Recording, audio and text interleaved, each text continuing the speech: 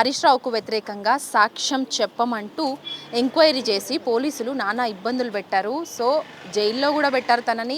So నిన్న Nampally court నుంచి bail మంజూరైంది. అదే వంశీకృష్ణ అఫిడవిట్ను కూడా సబ్మిట్ చేశారు కోర్టుకి. ఆయన మనతో పాటు ఉన్నారు, మాట్లాడి ఈ కేసు పట్ల తనకేం సంబంధం, చక్రధర్ గౌడ్ ఎవరు, ఆయనకి ఈయనకి ఎలాంటి సంబంధం ఉంది, అట్లాగే మాజీ మంత్రి హరీష్ రావుతో ఈయనకున్నటువంటి అనుబంధం ఏంటి, ఈ విషయాలన్నీ కులంకషంగా మనం చర్చిద్దాం. మనతో పాటు వంశీకృష్ణ ఉన్నారు, మాట్లాడి అసలు ఎలాంటి ఎంక్వైరీ జరిగింది తన మీద, తన వరకు ఎందుకు ఈ కేసు వచ్చింది అన్న విషయాలను అడిగి తెలుసుకుందాం. అసలు ఈ కేసు ఫోన్ ట్యాపింగ్ కేసులో మీరు ఇరకడానికి గల రీజన్స్ ఏమంటారు? అది నాకు కూడా తెలియదు మేడం. అంటే కేవలం సార్ దగ్గర వర్క్ చేసిన అని చెప్పేసి, సార్ దగ్గర ఒక పేషీలో ఒక 2-3-4 నెలలు పనిచేసిన అని చెప్పేసి నా సిద్దిపేట అయి ఉండి, సో దాన్ని ఇంటర్లింక్ ఏదో చేసుకొని నన్ను తీసుకురావడం జరిగింది. సో నన్ను అరెస్ట్ చేసిన రీజన్ ఏంది, నా పైన కేసు పెట్టిన ఏం కేసు పెట్టారో కూడా నాకు జైలుకు వెళ్ళేంత వరకు నాకేం తెలియదు. వాళ్ళంతా బలవంతంగా మా లాయర్కి చెప్పి చూపెట్టుకుంటానని చెప్పినా కూడా నాకు వినకుండా నాతో సైన్ పెట్టించారు బలవంత పెట్టి. ఇంకా వాళ్ళు ఏంటంటే ఇక నాకు మెంటల్గా ఫిజికల్గా నన్ను కొట్టకుండా కానీ నన్ను మెంటల్గా మాత్రం చాలా టార్చర్ చేశారు. 4 రోజులు నా ఫ్యామిలీ, నా పిల్లలు, నా భార్య ఎంత సఫర్ అయిందో నాకు తెలుసు. ఓవర్ నైట్ లేట్ నైట్ 1:30 వరకు నా ఫ్యామిలీని తీసుకొని పోయి నన్ను అక్కడ వాళ్ళు ఇబ్బంది పడేలాగా చేశారు. అది వాళ్ళకి ఎంతవరకు కరెక్ట్, ఒక మధ్యతరగతి ఫ్యామిలీని ఇంత ఇబ్బంది పెడితే ఏమొస్తుంది అనేది నాకు అర్థం కాలేదు. అసలు చక్రధర్ గౌడ్కి గతంలో మీకున్నటువంటి సంబంధం ఏంటి, అసలు అయినా మీరు ఎక్కడైనా కలిసి పనిచేసినటువంటి సిచ్యువేషన్స్ ఉన్నాయి? ఎందుకంటే మీరు గవర్నమెంట్ ఆఫీస్లో పనిచేసినటువంటి పరిస్థితులు ఉన్నాయి, అంటే ఆరోగ్యశ్రీలో. ఎక్కడ ఆయనకి మీకు ఎక్కడ పరిచయం ఏర్పడింది? అసలు నాకేం తెలియదు మేడం. నాకు కోవిడ్ సెకండ్ వేవ్లో కొంచెం ఇష్యూస్ వచ్చి నేను మధ్యలో కొంచెం కొద్ది రోజులు జాబ్ మానేశాను. సో ఆ టైంలో నాకు చక్రధర్ గౌడ్ మన కోవిడ్ మెడిసిన్ డిస్ట్రిబ్యూషన్ ఏదో ప్రోగ్రామ్ పెడుతున్నా అని చెప్పేసానంటే అప్పుడు నేను అడిగి వెళ్ళాను సార్. సో ఆ టైంలో 4-5 నెలలే నేను అక్కడ ఆయన దగ్గర ఉంది. ఆయన అదేదో సంథింగ్ ఏదో ఇల్లీగల్ యాక్టివిటీ ఏదో జరుగుతుంది, ఫ్రాడ్ బిజినెస్ ఏదో జరుగుతుందని మా నోటీస్కి వచ్చి కొంతమంది వ్యక్తుల ద్వారా నాకు తెలిసింది. తెలియగానే నేను ఇంక అక్కడి నుంచి సైలెంట్గా వచ్చేసాను. ఆయన విషయం కూడా నేను ఇప్పటివరకు ఎవరితో మాట్లాడలేదు, డిస్కస్ చేయలేదు. ఈరోజు ఆయన ఏదో ప్రెస్ మీట్ పెట్టి నా గురించి ఏదో మాట్లాడాడు కాబట్టి నేను మాట్లాడాల్సి వస్తుంది. ఆయన చేసేదే పెద్ద ఫ్రాడ్ దందా అండి. ఆయన ఇప్పటివరకు ఎర్న్ చేసిన ప్రతి పైసా కూడా చాలామంది రక్తాలు పీడించి పిల్లలు జాబ్ల కోసం ఎంతో ఆశపడి జాబ్ ఇప్పిస్తాడేమో అని ఆశపడి ఇచ్చిన ఆ డబ్బులే తప్ప ఆయన కష్టపడి సంపాదించింది ₹1 కూడా లేదండి. సో ఈ విషయాలన్నీ మీకు ముందే తెలిసినప్పటికీ అప్పుడెందుకు మీరు ఆయన మీద కంప్లైంట్ చేయలేదు? మీ వరకు కంప్లైంట్ రేజ్ అయ్యి మిమ్మల్ని నానా ఇబ్బందులు పాలు చేసిన తర్వాత పోలీసులు, ఇప్పుడు జైలు పాలయ్యి బయటికి వచ్చిన తర్వాత ఇప్పుడు ఎందుకు చక్రధర్ గురించి మీరు మాట్లాడుతున్నారు? ఆయన క్రిమినల్ బ్యాక్గ్రౌండ్ ఉంది మేడం. ఆల్రెడీ ఇంతకుముందు కూడా చాలా అల్లర్లు, చాలా మందితో గొడవలు పెట్టుకున్న బ్యాక్గ్రౌండ్ ఉంది. సో పర్సనల్గా ఎక్కడ నాకు ఇబ్బంది పెడతాడో అని చెప్పేసి ఒకటే విషయం కొద్దీ నేను ముందు నుంచి కూడా నాకు ఎందుకులే అన్నట్టు లైట్ తీసుకొని నేను వచ్చేసాను. ఈ రోజుకి కూడా ఆయన మాట్లాడాడు కాబట్టి నేను మాట్లాడాల్సి వస్తుంది, లేకపోతే నేను మాట్లాడకపోయేది. నేను ఈరోజు మార్నింగ్ జైలు నుంచి వచ్చినాక నేను ఆ వీడియో చూసినాక నేను ఇప్పుడు ఆయన గురించి మాట్లాడుతున్నాను. లేకపోతే ఇప్పటివరకు కూడా ఆయనతో నేను ఎప్పుడు మాట్లాడలేదు. ఇంతవరకు ఎక్కడ నా ఫేస్బుక్లో కూడా ఆయనకు ఒక కమెంట్ కూడా ఉండదు నాకు అగెన్స్ట్గా, నేను ఎప్పుడు కూడా మాట్లాడలేదు. ఈ రోజు నేను మాట్లాడుతున్నా అంటే జస్ట్ బికాస్ ఆఫ్ ఆయన నా గురించి మాట్లాడాడు కాబట్టి. ఆయన గురించి నా గురించి ఏం తెలుసు, ఆయన నాకు ఆరోగ్యశ్రీలో ఏదో అవకతవకలు చేశాడు, ఏదో చనిపోయిన వ్యక్తి నుంచి ఏదో సిమ్ కార్డు, ఆధార్ కార్డు తీసుకున్నా అని చెప్పేసి అని మాట్లాడుతున్నాడు. ఆ సంస్కృతి ఆయనకు ఉంది. కొన్ని వందల సిమ్ కార్డులు ఏ ఊరు నుంచి తెప్పిస్తాడో కూడా నాకు తెలుసు. తిరుపతి దగ్గర ఒక పలానా వ్యక్తి నుంచి కొన్ని వందల సిమ్ కార్డులు ఎవ్రీ మంత్ వస్తూనే ఉంటాయి ఆయనకి, ఫేక్ సిమ్ కార్డులు. ఆయనకి ఆ సంస్కృతి ఉంది, నాకు లేదు. సో కానీ మీ మీదనే ఫేక్ సిమ్ కార్డులతో అంతర్గత ముఠాగా మీరు పనిచేస్తున్నారు అన్న ఒక ఆరోపణ కావచ్చు, అపవాదు కావచ్చు మీ మీద పెట్టారు. దాన్ని మీరు ఎలా నిరూపించుకుంటారు? దీనికి అగానే ఇప్పుడు ఏదైతే చెప్పారో నాకు దీనికి ఇంటర్లింక్ పెట్టి నాకు ఏ కేసు నాకున్నా, నా పైన ఎట్లాంటి అలిగేషన్ ఉన్నా నేను ఫేస్ చేయడానికి నేను రెడీ ఉన్నా. నా సిమ్ కార్డు ఇచ్చినా, నా ఫోన్ ఇచ్చినా, అన్ని ఇచ్చినా, నా బ్యాక్గ్రౌండ్ కూడా చెక్ చేసుకోమని నా అకౌంట్ డేటా మొత్తం ఇచ్చేసిన. ఎట్లాంటి నాకు ఇల్లీగల్ యాక్టివిటీస్తో నాకు లింక్ ఉన్నా, నన్ను ఏది చేసినా నేను రెడీ ఉన్నాను. హరీష్ రావు సార్ మీద పెట్టినటువంటి కేసులో మిమ్మల్ని నిరికియడానికి గల రీజన్స్ ఏంటి? నిజంగా హరీష్ రావు బినామీగా మీరు పనిచేస్తున్నారన్న ఒక ఆరోపణ బయట బాగా చక్కర్లు కొడుతుంది. హరీష్ రావు సార్కి మీరు ఏమైనా బినామీ? అంత లేదండి. నాకు ఆ లెవెల్, నాకు సార్తో అంత యాక్సెస్ కూడా లేదండి. ఆ లెవెల్ దాకా మేము పోలేదు, మాకు అంత సీన్ లేదు.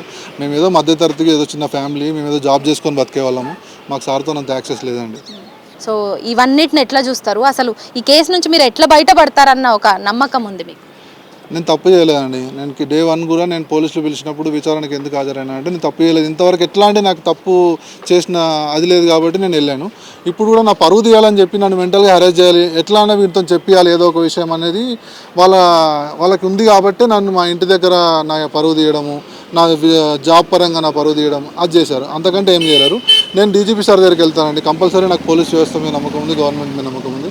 నేను కంపల్సరీ డీజీపీ సార్ని కలిసి నాకు వీళ్ళతో అయితే 100% నాకు ప్రాణహాని ఉంటుందండి. డీజీపీ సార్, మన డిఎస్పీ సార్తోని, డీసీపీ సార్తోని, ఏసీపీ సార్తోని చక్రధర కొడుతాను. సో డీసీపీ ఏసీపీ నానా బూతులు తిట్టారు, దాంతోపాటు సో మిమ్మల్ని అరెస్ట్ చేశారు మాటలతో అనేసి విన్నాము. సో నిజంగా మిమ్మల్ని నానా రకాలుగా వేధించారా? అసలు పోలీస్ స్టేషన్కి వెళ్ళిన తర్వాత సిచ్యువేషన్ ఏంటి? ఫస్ట్ మీ ఇంటికి ఏ రకంగా పోలీసులు వచ్చి మిమ్మల్ని అరెస్ట్ చేయడం జరిగింది, ఎంక్వైరీకి పిలవడం జరిగింది, ఏ రకంగా మీకు పిలుపు వచ్చింది? కానిస్టేబుల్ గారు ఎవరో నాకు నేమ్ తెలియదండి. ఆ కానిస్టేబుల్ గారు వచ్చి ఐడి కార్డు చూపెట్టి మీరు పంజాగుట్ట పోలీస్ స్టేషన్లో ఎంక్వైరీకి రావాలంటే నేను ఇమీడియట్గా నేనే క్యాబ్ బుక్ చేసుకుని మరీ రమ్మని పోలీసులను కూర్చోబెట్టుకొని మరీ వెళ్ళానండి. ఎందుకంటే నా అక్కడ బైక్ తీసుకొని వచ్చి ట్రిపుల్ రైడింగ్ ఇబ్బంది అవుతుందని చెప్పేసి వెళ్ళాను. సో ఇంకా వెళ్ళినాక డే 1 నుంచి వాళ్ళు మాట్లాడేది అదే విషయం అండి. దేని గురించి సార్ గురించి, మచ్చ వేణుగోపాల్ రెడ్డి గురించి అగనెస్ట్ స్టేట్మెంట్, దీని గురించి అగనెస్ట్ స్టేట్మెంట్, సార్ గురించి అగనెస్ట్ స్టేట్మెంట్ అని అంటే నేను అది అసలు జరిగిన విషయం ఏంది, మీరు చెప్పేది ఏంటి సార్ అన్నట్టే నేను ఫస్ట్ నుంచి మాట్లాడాను. వాళ్ళకి ఇంకా వాళ్ళ పేషెంట్స్ పోయినట్టున్నాయి. ఇంకా పేషెంట్స్ పోయి నాకు లాస్ట్ రోజు మా ఫాదర్ని, మా అమ్మని తిట్టడం జరిగింది. మా ఫాదర్ చనిపోయారు, మా ఫాదర్ లేరండి. సార్ మా ఫాదర్ గురించి ఎందుకు మాట్లాడుతున్నారని చెప్పేసి నాకు బాధేసే నేను జైల్లో అఫిడవిట్ నేను ఇచ్చింది కూడా అందుకే అండి. నాకు తెలుసు కాన్సిక్వెన్సెస్ ఎక్కువ ఉంటాయి, వాళ్ళతో ఇబ్బంది ఉంటుందని. సో నేను ఫేస్ చేయడానికి రెడీ ఉన్నా సార్. నేను ఏదైనా ఫేస్ చేయడానికి రెడీ ఉన్నా.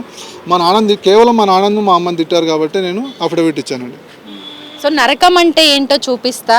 సో మీ ఫ్యామిలీ పరంగా కూడా డౌన్ఫాల్ చేసేస్తా, కంప్లీట్గా కొలాప్స్ చేస్తా. సో మీరు ఎక్కడ తలెత్తుకోకుండా చేస్తా. సో హరీష్ రావు, మాజీ మంత్రి హరీష్ రావుకి వ్యతిరేకంగా వాంగ్మూలం ఇవ్వమని మిమ్మల్ని ఇబ్బంది పెట్టినటువంటి పరిస్థితి నిజమేనా? నరకం అంటే ఏంటో చూపిస్తాను. ఈరోజు చేసింది అదే అండి. యాక్చువల్గా నాకు బిఫోర్ సాటర్డే 15th డేట్కి ముందు నా లైఫ్ వేరు, ఈరోజు నా లైఫ్ వేరు, అట్లా క్రియేట్ చేశారు. సో ఇంతకంటే పెద్ద నరకం నేనేం చూడను. మహా అయితే నా ప్రాణం పోతుంది, అంతకంటే ఎక్కువ కాదు. నేను పోయినా మా అమ్మకి ఇంకో మా అన్న ఉన్నాడు, నో ప్రాబ్లం అండి.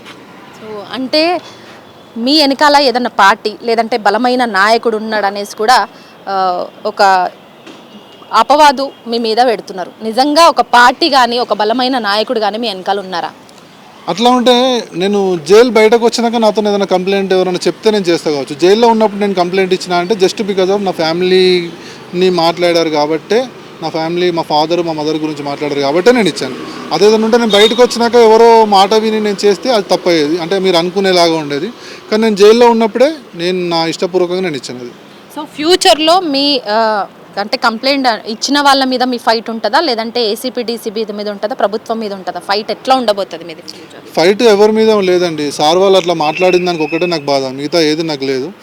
నేను ఫైట్ చేసేంత పెద్ద గొప్ప వ్యక్తిని కాదు. నేను ఏదో నార్మల్ మధ్యతరగతి వ్యక్తిని. నాకు ఎవరి మీద ఫైట్ ఏం లేదు సార్. నాకు మాత్రం తిట్టినందుకు మాత్రం ఆ విషయంలోనే నేను హర్ట్ అయినా, ఆ విషయంలోనే నేను ఫైట్ చేస్తాను. డీజీపీ సార్కి మాత్రం కన్ఫర్మ్గా నేను కంప్లైంట్ చేస్తాను. సో డీజీపీ కూడా గవర్నమెంట్లోనే ఉన్నాడు కదా, న్యాయం జరుగుతుందని అనుకుంటారా? ఎందుకంటే గవర్నమెంట్ వ్యవస్థ అక్రమ కేసులు బనాయించడాలు లేదంటే నిర్బంధించడాలు ఇట్లాంటివి అయితే మనం క్వైట్ కామన్గా చూస్తున్నాం. జర్నలిస్టుల మీద కావచ్చు, లేదంటే గొంతెత్తి మాట్లాడినటువంటి మనుషుల మీద కావచ్చు, మాజీ మంత్రుల మీద కావచ్చు, ఎవరి మీదైనా ఇలాంటివి సర్వసాధారణంగా ప్రజాపాలనలో జరుగుతున్నటువంటి పరిస్థితి. మరి మీరు ఎట్లా ఈ కేసులో బయటపడాలనుకుంటున్నారు? లేదండి, నాకు నమ్మకం ఉంది. నాకు డీజీపీ సార్ పైన నమ్మకం ఉంది, అందరిపైన పోలీస్ వ్యవస్థ పైన నమ్మకం ఉంది. ఏదైనా ఫేస్ చేస్తాను సార్, ఇంకా అంతకంటే నేను ఏం చేయలేను. ఇవాళ ఒక పెద్ద ఫ్రాడ్ లాగా క్రియేట్ చేశారు. నాకు ఇంతకంటే జరిగిన అవమానం ఇంకోటి ఉండదు. నాకు దీనికి న్యాయం జరగాలి. వాళ్ళ నుంచే నేను ఏందనేది చెప్పాలి, సరిపోద్ది.